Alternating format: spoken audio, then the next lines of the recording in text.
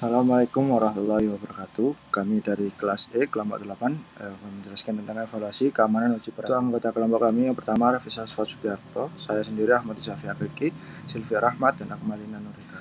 Untuk kasusnya, sebuah perusahaan farmasi sedang mengembangkan obat anti kanker baru. Sebelum melanjutkan ke uji klinik, perusahaan harus melakukan evaluasi keamanan melalui praklinik, termasuk uji toksisitas akut dan subkronik pada tikus.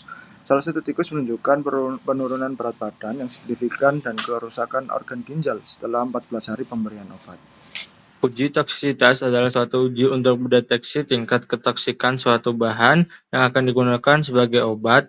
Tujuan dilakukan uji toksisitas akut adalah di samping untuk menentukan bahaya pemaparan suatu bahan secara akut, juga untuk menentukan batas keamanan suatu bahan dengan menentukan dosis yang menyebabkan kematian 50% pada hewan coba. Uji toksisitas subkronis adalah suatu uji untuk menentukan tingkat ketoksikan suatu bahan dengan dosis berulang dalam kurun waktu 14-90 hari. Namun, WHO menyarankan sampai 180 hari tergantung dari lama waktu pemakaian obat yang akan digunakan di klinik. Dan untuk pemakaian di klinik, lebih dari 30 hari seperti bahan uji untuk terapi penyakit degeneratif seperti obat kanker. Lama pengujian toksisitas subkronis berkisar 90-180 hari. Hewan coba yang digunakan pada uji toksisitas subkronis adalah dua spesies hewan mamalia berbeda, termasuk non-rodensia bila memungkinkan. Untuk pertanyaan yang kedua, yaitu apa yang dimaksud dengan NOAEL dan bagaimana menentukan dosis awal yang aman untuk uji klinik? Yang pertama, apa yang dimaksud dengan NOAEL?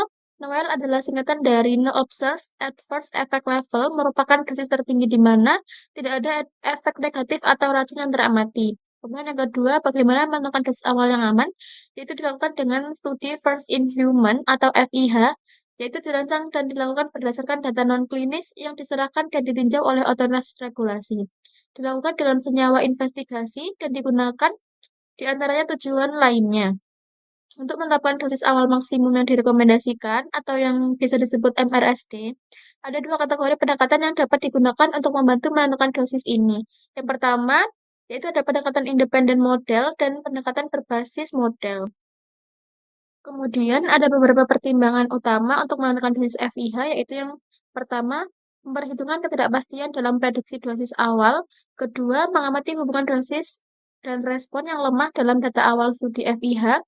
Yang ketiga, menentukan dosis FIH untuk biologi dibandingkan dengan molekul kecil. Yang keempat, memvalidasi pendekatan berbasis model untuk dosis FIH dalam molekul baru. Yang kelima, menentukan metode terbaik jika skala allometrik tidak tepat.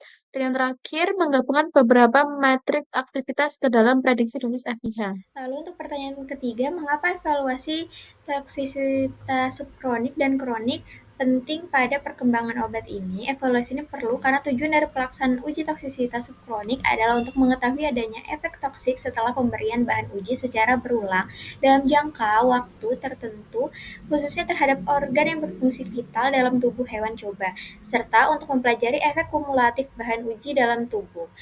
Dan tujuan dari toksisitas kronis adalah untuk mengetahui profil toksisitas suatu bahan uji secara berulang dalam jangka panjang, karena waktu yang diperlukan untuk pelaksanaan uji toksisitas kronis sangat panjang, maka dalam pelaksanaannya dilakukan bersamaan dengan uji klinik.